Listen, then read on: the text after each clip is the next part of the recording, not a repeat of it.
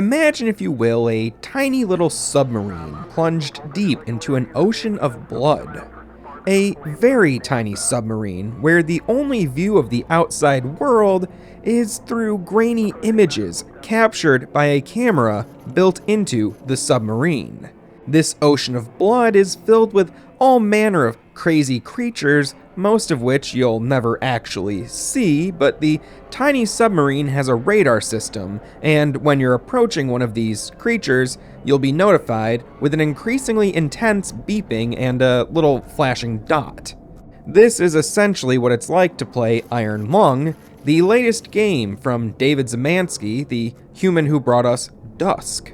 I'll say right up front, this game has an amazing atmosphere. It's a very unique take on horror. The game is slow and the mechanics are simple, but it can quickly push you into a frenzy. You're on a mission to explore and document this blood ocean. You have a map here with coordinates that you're supposed to check out and photograph, and you control the sub with these buttons. One to control which way you're facing, and the others are used to move up and down along an XY coordinate system. It's kind of a math game. In the back of the sub, there's a button that takes a picture, and the picture shows up here on the little screen. And that's pretty much it. It might not seem like a lot, but it's surprisingly effective. Iron Lung is a brief game. It can be completed in under an hour. However, my experience was a bit more frustrating. I'm someone who can get lost pretty easily.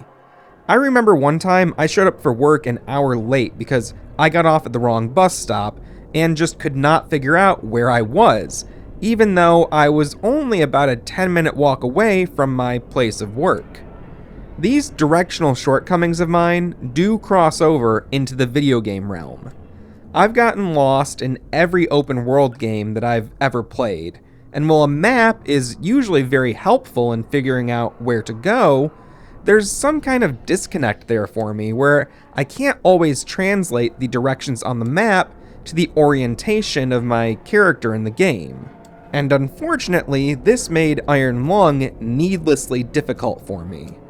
I mean, it's not the easiest game to begin with. It's methodically paced and very immersive.